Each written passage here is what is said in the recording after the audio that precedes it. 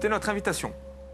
Vous publiez aux éditions Alexandrine La Corse des écrivains, une balade littéraire en compagnie de nombreux grands auteurs, Homère, Sénèque, Balzac, Hugo, Nietzsche, Dumas, Mérimée, Maupassant et bien d'autres encore, plus contemporains évidemment. Il s'agit d'un livre enquête. Il permet de découvrir par le prisme de la littérature l'histoire de la Corse.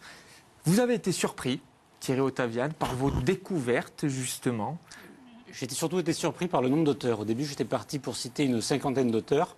Et puis, je me retrouve avec autour de 120 auteurs, donc c'est beaucoup.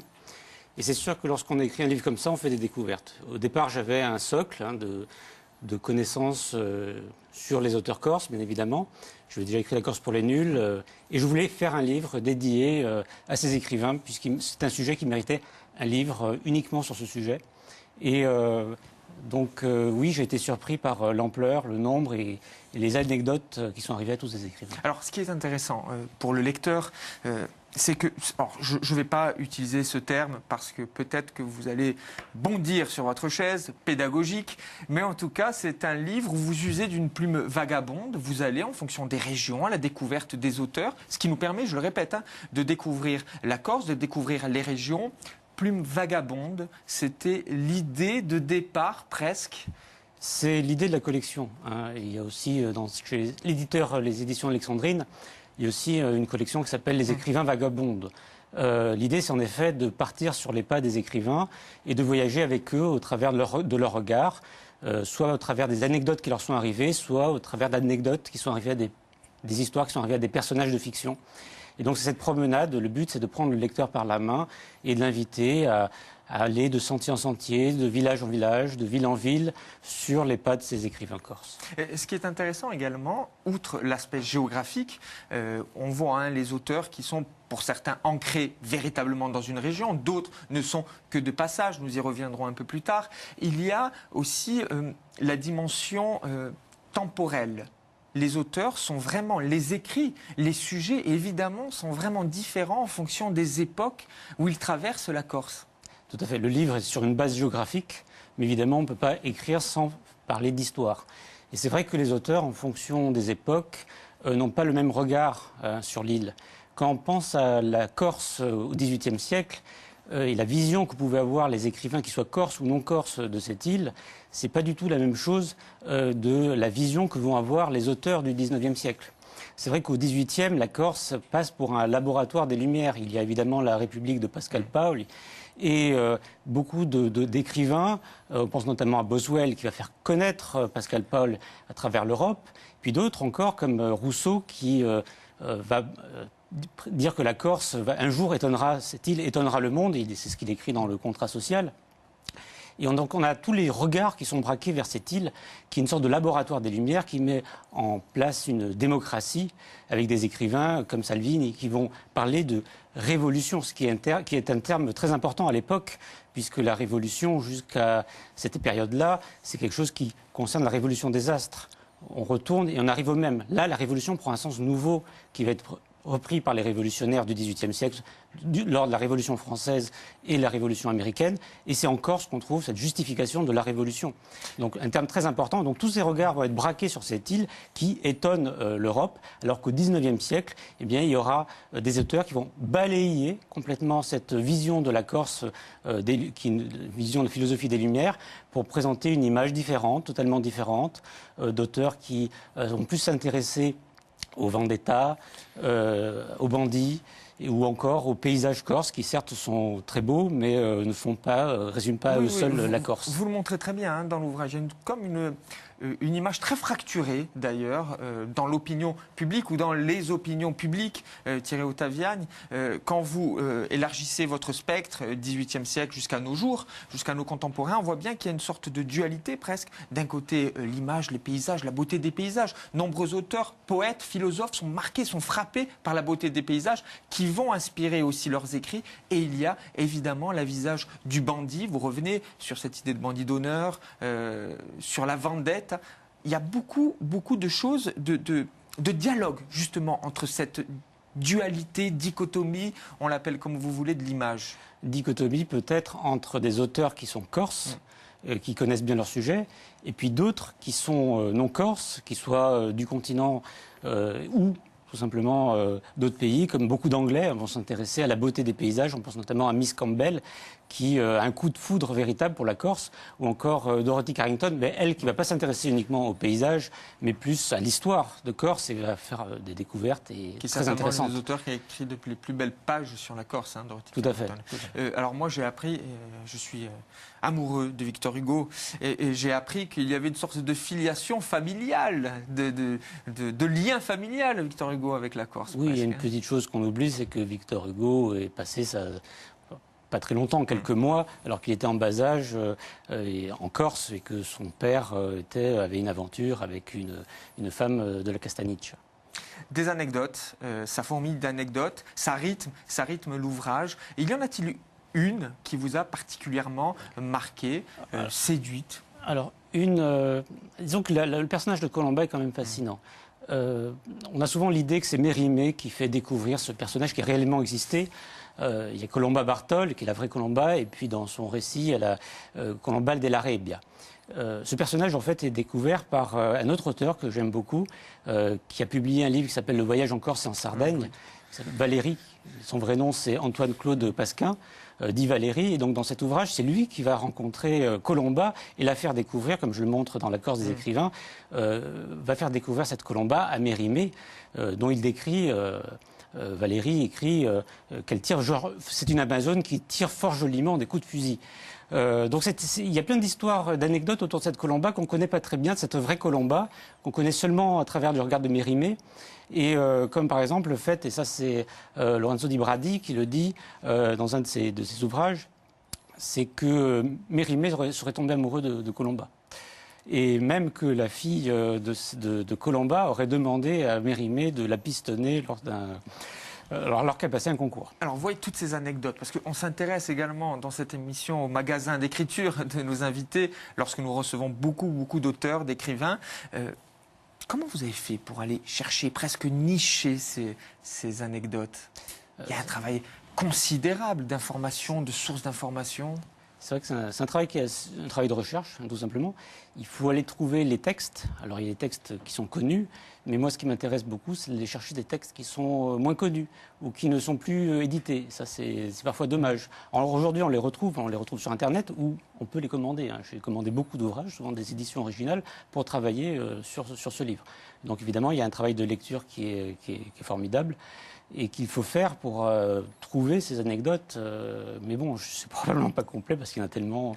Le fil d'Ariane, lorsqu'on découvre votre ouvrage, alors il se découvre véritablement en amoureux des lettres. On peut passer d'une page, d'une région à une autre région, d'auteurs à d'autres auteurs. Il n'y a pas de lecture, on n'est pas obligé de prendre la première et la dernière page. Évidemment, on parle de vagabondage, c'est très important, disait votre plume, mais également la lecture peut-être ainsi.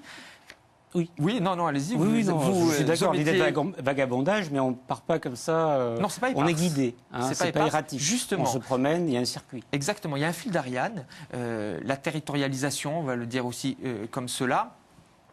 Pour vous, est-ce qu'il y a un point commun entre tous ces auteurs aujourd'hui? Le livre est imprimé, il est derrière vous, il ne vous appartient presque plus. Est-ce qu'avec le recul, vous y voyez, vous y décelez une sorte de fil d'Ariane entre tous ces auteurs? Au départ, il n'était pas question de chercher un point commun. Le point commun, c'est évidemment la Corse. Si, dans un sens plus restreint, il y a un postulat, c'est que je voulais que ce soit des écrivains, pas qui parlaient la Corse en général, mais qui aient mis les pieds en Corse, ou tout simplement parce qu'ils étaient corses et qui ont vécu dans l'île. Et je voulais donc que ce soit des auteurs que je puisse rattacher à un lieu. Alors le point commun avec du recul, ils ont tous développé quand même un intérêt pour l'île. Il peut y avoir contradictoire souvent. Contradictoire, mais il y a quand même ça va de la simple curiosité jusqu'au coup de foudre. Mais il y a quand même un intérêt pour l'île. Même Glatinier, qui a eu une aventure malheureuse au XIXe siècle, puisqu'il va être arrêté, puisqu'on va le confondre avec l'assassin Charles Jude à Bocconiane. Et même Glatinier a fait un second voyage en Corse, alors qu'il avait eu quand même une aventure assez triste. C'est un texte, c'est un ouvrage très polyphonique. On entend presque, je le dis à l'essaim, polyphonique, on entend presque les voix des auteurs. Moi, il y a un passage qui m'a séduit également. Alors ça va faire plaisir à Laurent Simon-Paul, qui est le responsable aussi de cette émission, et à Frédéric Flore, qui va venir tout à l'heure nous parler de séries, parce qu'elle aime également le cinéma. Vous parlez de José Giovanni. Oui, c'est un auteur que j'aime beaucoup, en tant qu'écrivain et aussi en tant que scénariste et réalisateur. Je trouve qu'il a un regard sur le milieu qui est très Oui, vous réel. l'appelez l'auteur issu du milieu. Oui, parce que c'est sa vie, et sans cette vie d'homme du milieu, il n'y aurait pas la matière, la chair qu'il y a à ses textes ou à son cinéma qui est très beau. J'adore Deux hommes dans la ville, est un très très beau film, et contre la peine de mort, et c'est un très très grand auteur corse qu'il faut découvrir, redécouvrir pour ceux qui ne le connaissent pas. Vous aviez le désir également de désacraliser peut-être aussi un petit peu ces auteurs. C'est vrai que lorsqu'on regarde la notion d'auteur, au XIXe siècle va commencer à naître cette vision un peu d'auteur sacralisé. Avant, un auteur écrivait et puis ne signait, surtout pour les romans, ne signait pas forcément une œuvre. Et puis il va y avoir une sorte de culte d'ego de l'auteur. C'est un ouvrage qui cherche à vulgariser, à faire connaître les auteurs, donc il ne faut pas effrayer le lecteur et montrer surtout que ces auteurs sont des gens comme tout le monde, ordinaires. Et c'est vrai que c'est amusant de les imaginer un peu autrement que la façon dont on peut les lire ou les découvrir dans des livres plus classiques. Voilà, donc penser que Julien Gracq, qui est un très grand écrivain par ailleurs, et puisse aller en Corse, à la plage, donc le mettre dans d'autres conditions, voir André Gide essayer de monter, de gravir le Monté d'Or, sans y arriver d'ailleurs, puisqu'il ne trouve pas le sommet. Ou encore imaginer que Gustave Flaubert, à cheval, a suivi le sentier du Gervin. La contemplation est très présente chez les auteurs que vous nous proposez. Beaucoup interrogent les mythes corses également. Les mythes corses sont très présents. Les auteurs ne se trompent pas, et ce qui les intéresse, évidemment, ce sont ces personnages mythiques qui, par leur nature, font qu'il y a un côté éternel. Quand on regarde le personnage de Colomba, c'est quelqu'un qui... elle existe, c'est une vérité. La femme qui cherche à venger... le désir de vengeance, c'est quelque chose qui est propre à la nature humaine, et donc ce mythe, Colomba, ça renvoie à d'autres mythes comme Électre, et par la suite c'est un personnage qu'on retrouve dans d'autres ouvrages. Aujourd'hui, Colomba, on peut dire que Kill Bill de Tarantino, c'est encore Colomba, que dans Mafiosa, l'héroïne, c'est encore Colomba, donc c'est un personnage qu'on retrouve tout le temps, et il y en a plein encore, de personnages qui sont comme ça, des mythes. On pense à l'Antigone d'Olette, c'est une Antigone, donc c'est aussi un mythe. Puis évidemment Napoléon qui est... Et justement, il faut aller découvrir tous ces mythes, votre plume vagabonde, découvrir ces auteurs que vous ancrez dans leur territoire ou dans les territoires qu'ils ont traversés concernant la Corse des écrivains aux éditions Alexandrine, Thierry Ottaviane. Nous allons poursuivre notre conversation, mais éclectisme oblige. Dans cette émission, nous allons parler série télé avec Frédéric Flore.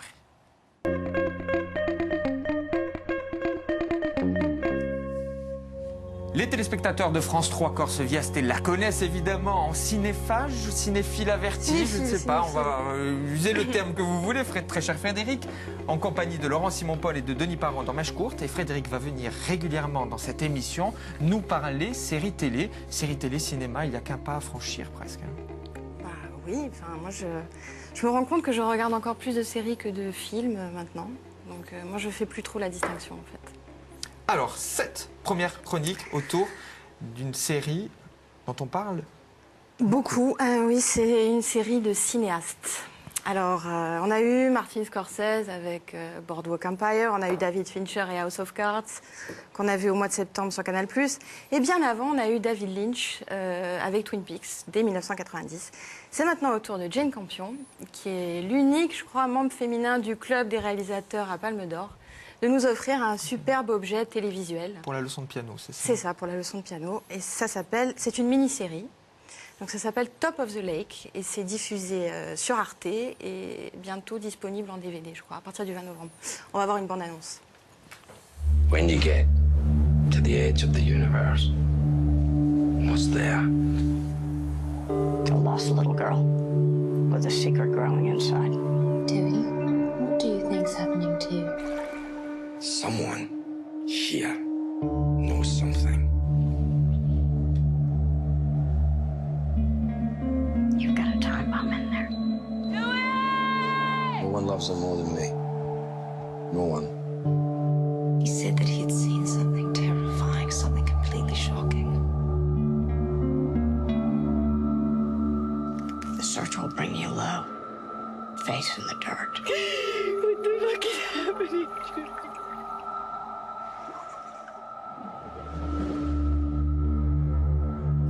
Oui, on reconnaît bien cette atmosphère si particulière qu'apprécie Jane Campion. Sombre. Oui, et puis alors, Jane Campion, sur Top of the Lake, elle agit comme une vraie showrunner. Vous savez ce que c'est, Philippe Non, vous allez me le dire. Mais si, c'est un terme qui est devenu à la mode depuis l'apparition des séries d'auteurs au début des années 2000. Ça veut dire que l'auteur de la leçon de piano, elle s'est impliquée totalement dans ce projet. Elle n'en a pas seulement réalisé le pilote comme Scorsese sur Boardwalk Empire ou Fincher sur House of Cards. Non, elle a écrit, elle a co-réalisé, elle a coproduit et elle a pensé en fait Top of the Lake. Et en fait, des showrunners féminins, il n'y en a pas tant que ça. Donc c'est ça qui confère à Top of the Lake sa vraie singularité. Et la série, comme vous le disiez, porte la marque de Jane Campion, aussi bien d'un point de vue thématique que vraiment esthétique. Alors le thème, c'est toujours chez Jane Campion ce personnage féminin central qui trimballe son lot de traumas et qui se bat de manière très obstinée contre les horreurs du monde. Un monde d'hommes. Et les hommes sont tous pervertis et dépravés. C'est normal, c'est ça que je Oui, dis. non, mais bon, il y en a quand même un qui Oui, rachète évidemment, votre oui. race. C'est quand même bien. N'est-ce pas, Thierry Ottaviani? Voilà, il y en a un qui achète notre race. Mais c'est bien. C'est très D'accord. bien. C'est très très Vous bien. donnez envie d'aller découvrir cette série. C'est un peu, elle a dit que c'était pas qu'un combat de vagin et de pénis. Hein. Voilà, c'est ce qu'elle a D'accord. dit. Mais bon, c'est Encore quand même le thème de la série. Et là, ce regard en coupe des relations hommes-femmes, eh ben, ça prend la forme d'une enquête policière parce que Top of the Lake, c'est une série de genre, vraiment. Et on est dans une petite communauté de Nouvelle-Zélande, au bord d'un lac appelé Lake Top. Alors, j'ai pas compris encore pourquoi la série s'appelait Top of the Lake et le lac Lake Top. J'ai pas compris, mais c'est pas grave. Private joke peut-être entre Oui, je les sais pas. showrunners justement. Ouais, c'est ça. Il y a plein d'anglicismes Ça dans doit cette être émission ce soir. C'est parce que je suis arrivée. Et d'ailleurs, la première scène, ça rappelle vraiment l'atmosphère de certains plans de la leçon de piano. Hein. On a une fillette qui marche dans l'eau du lac, justement, le fameux lac. Et elle s'y enfonce jusqu'aux épaules, elle frissonne et on se demande si elle veut se suicider et pourquoi elle veut se suicider. Et on a dans la puissance de ce paysage de bout du monde, dans l'attention portée au cadrage, dans cette lumière froide, vraiment, ça accentue l'impression de malaise hein, qui va nous étreindre pendant ces 7 épisodes. Et pendant ces 7 épisodes, on ne va plus quitter la détective, qui est Robin Griffin. Et puis elle est incarnée par Elisabeth Moss, que Philippe connaît. Que j'aime beaucoup. La Peggy de Mad Men. Justement parce que c'est la Peggy de Mad Men. Mais oui, et elle est impressionnante. Elle est très très impressionnante dans Top of the Lake. Elle est impressionnante de force et de détermination.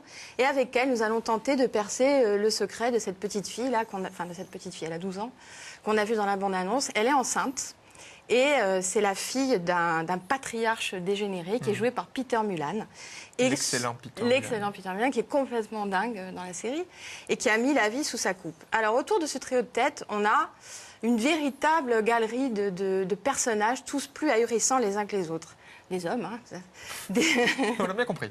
Des brutes avinés, des flics cyniques et désabusés, et surtout des enfants livrés à eux-mêmes. Ça, c'est assez impressionnant dans la série. Et alors, il y a des femmes perdues qui sont réunies autour d'une sorte de gourou qui est joué par Holly Hunter. Et ce gourou, c'est une sorte de... Ça m'a fait penser à la Pity antique, elle fait un peu vieille hippie. Oui, ou post-féministe New Age. Voilà, c'est ça. Et alors, dans ce rôle, on est toujours au bord de la caricature, mais Holly Hunter, elle s'en donne à cœur joie. Elle fume comme un pompier, elle jure comme un charretier. Mais en même temps, elle délivre 2 ou 3 vérités sur la condition humaine. Et c'est ça, Top of the Lake. C'est ce mélange de mal absolu qui règne dans cette ville. Et en même temps, on rit énormément de la folie de certaines situations, de l'absurdité des personnages. Et finalement, c'est cet humour qui permet de supporter cette ambiance chape de plomb là, qui est accentuée assez par les lourde. paysages, hein, d'ailleurs. Qui est accentuée par les paysages, exactement. Et on est emporté finalement par cette intrigue c'est très très lent. Hein, pour ceux qui veulent des rebondissements toutes les 5 minutes, passez votre chemin. Mais c'est très accrocheur et les paysages majestueux de Nouvelle-Zélande sont superbement filmés. Et on est capté par le jeu des acteurs excellents. Alors voilà, tout ça ajouté au sens de l'esthétique de Jane Campion fait que c'est une grande série. Enfin, regardez Top of the Lake. Que c'est une grande série et que ceux qui aiment les grandes séries et les mondes un petit peu glauques vont être ravis. Voilà. Thierry Ottaviani, est-ce que Frédéric Flore vous a convaincu? Parce que les séries et vous, ça fait pas bon ménage. Le mal absolu, dans les deux sens du terme. Oui, parce que j'ai pas dit, mais il y a aussi une légende, un maori, je pense, par rapport à ce lac où on dit qu'il y a le cœur du démon au fond du lac. Ouais, rien que ça. Je ne suis pas très fan des séries. Allez, Frédéric, comment vous allez convaincre notre invité à regarder une série? C'est vrai que les séries, je trouve que c'est trop long. On perd beaucoup de temps à les regarder. C'est souvent de mauvaise qualité. Il y a toujours des gros plans sur les personnages. Vous n'avez pas vu les bonnes séries, alors? Ils font des économies sur les décors. Ils font que parler. Je pense que vous n'avez pas vu les bonnes séries. Non, je ne suis pas un fan. Quand j'étais petit, je regardais beaucoup de séries, Magnum, mais c'est vrai qu'ils ont beaucoup et évolué. Depuis, ça a évolué depuis Magnum, quand même. Ah bon? Ah ouais. Comment ça? Depuis Magnum? Non, moi, j'étais resté bloqué. Mon curseur était resté bloqué à Magnum. Non, mais le fait, voilà, là, la série dont je viens de parler, c'est Jane Campion, donc qui est quand même une réalisatrice. Voilà. Et les cinéastes s'intéressent de plus en plus au format série parce qu'on leur accorde de moins en moins de liberté au cinéma. C'est peut-être plus intéressant financièrement aussi. Non, c'est pas ça. C'est en termes de liberté créatrice. Les Américains, notamment, peuvent dire beaucoup plus de choses dans une série que dans un film en ce moment. Thierry Ottaviani, il faudra de temps en temps regarder Sarah Insel avec Frédéric pour vous convaincre de regarder les séries qui sont actuellement diffusées. Séries, vous l'avez dit, c'est important de le mentionner, qui sont réalisées par des cinéastes. Oui. Alors celle-là, elle est entièrement réalisée, comme j'ai dit tout à l'heure. Ils ont fait des pilotes. Voilà, ça fait un peu de pub pour la série Scorsese, Fincher et puis d'autres. Même Gus Van Sant, je crois, a réalisé un pilote. Mais là, c'est vraiment, c'est un objet, quoi. C'est comme un film en 7 épisodes. Vos conseils de lecture, Thierry Ottaviani, je vais les montrer à la caméra. Nous les avons peut-être en image. Excellent ouvrage de Max Mercier, qui n'est pas très connu, donc s'appelle L'Insurgé des deux mondes. C'est son deuxième livre. Alors, Max Mercier est passionné par deux choses, ce sont les États-Unis et la Corse. Il n'est pas corse, mais vient souvent en visite dans l'île. Et donc ce livre raconte l'histoire de Lysandre, qui est un jeune Corse au début du XVIIIe siècle, avant 1730, avant la Révolution. Et il est taraudé, il est très tourmenté par le fait qu'il y ait l'oppression génoise et puis aussi l'obligation de vendetta par rapport à sa sœur qui est morte et qu'il doit venger. Alors, comme il a juré de jamais lever le poignard contre quelqu'un, il fuit et il part. Alors, c'est une histoire incroyable. Il part dans la Nouvelle-Louisiane et là, il découvre autre chose. Il découvre la vie des Indiens, des Natchez. Et il se retrouve confronté à une histoire encore où il y a l'oppression des Français contre ces Indiens avec lesquels il se lie d'amitié et qu'il finit par défendre. Alors bon, il y a toute une série de péripéties, c'est un roman d'aventure, il finit par retourner en Corse. C'est un excellent ouvrage. Jusqu'à la fin, il y a toujours une intrigue. Jusqu'à la fin, il y a des dernières pages, il y a encore quelque chose qui est dévoilé, qui fait qu'on relit tout le livre autrement. Et voilà, c'est un très très bon livre. Et, Max Mercier, L'Insurgé des deux mondes. À connaître ou à faire découvrir. Moi, je suis arrivé avec l'ouvrage. Donc ça, c'est surtout pour la collection Albert Glatini, je l'évoquais tout à l'heure. Le jour de l'an d'un vagabond. Voilà. Dans mon livre, je cite pas mal d'auteurs. La question, c'est où les trouver, où les lire. Et c'est très bien qu'il y ait des éditeurs qui prennent le soin de publier ces œuvres. Puis c'est pas une simple publication. Il y a un commentaire avec et des explications, des points de repère, une présentation de l'auteur, ses liens avec le Parnasse. Donc c'est des ouvrages qui permettent vraiment de redécouvrir ces vieux auteurs qui ne sont pas tous publiés. C'est notre patrimoine littéraire. C'est notre patrimoine. Et enfin, un dernier ouvrage, Philippe Franqui, nous l'avons reçu dans cette émission. L'un des derniers auteurs, il y a eu deux ouvrages après lui, du Poulpe. Tout à fait. Alors, j'ai lu ça il y a 2 jours d'une traite, excellent livre, très très drôle. Le Poulpe, maintenant, il y a plus d'une centaine, je crois, d'ouvrages qui ont été publiés. Moi, j'étais resté encore à la petite écuyère à cafeté de Jean-Bernard Puy, et que j'avais adoré à l'époque, quand c'était sorti. Et là, quand j'ai vu que le Poulpe avait arrivé en Corse, évidemment, je me suis jeté sur l'ouvrage. Je l'ai dévoré, et c'est très drôle, c'est très bien. C'est toujours avec des jeux de mots, mais Et puis il accroche le lecteur de la première à la dernière page, Tout à Philippe Franquin. Il vous laisse jamais, il laisse jamais le lecteur au bord du chemin, au contraire. Hein. Il l'emporte avec lui dès l'intrigue de départ. Voilà. Merci beaucoup Thierry Ottaviani. La Corse des écrivains aux éditions Alexandrine, c'est un vagabondage intellectuel, littéraire au cœur des régions insulaires. Merci beaucoup d'avoir accepté notre invitation. Frédéric, merci. Merci. Et à très vite, À très certainement. bientôt. Merci à vous de nous avoir suivis. J'espère que vous n'avez pas perdu votre temps devant votre poste de télévision. À très vite sur France 3 Corse, via Stella, évidemment.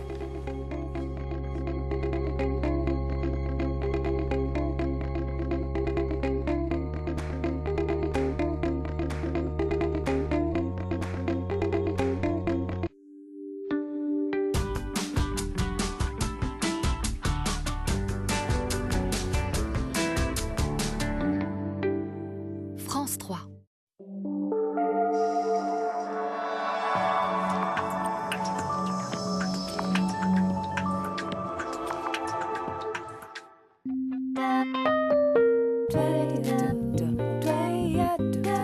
Pôle emploi Bastia recherche un chauffeur de poids lourd.